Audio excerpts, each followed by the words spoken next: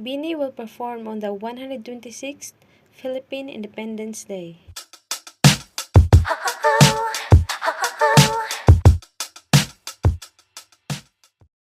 The latest update of Bini as they bloom wherever they go.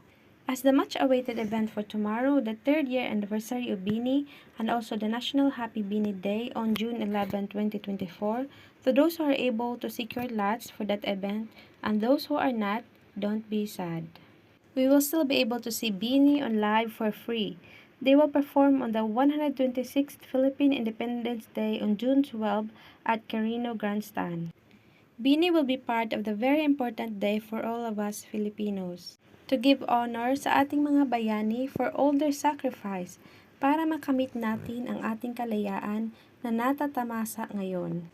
Na kahit sa tagal ng panahon ay naaalala at napapahalaga natin ang kanilang mga sakripisyo sa pagmamahal sa ating bayan. Hectic man ang schedule ng Bini, pero they still give time to be part of this very important event for all of us Filipinos. As much as we love Bini, let us also show love and support sa ating bansa.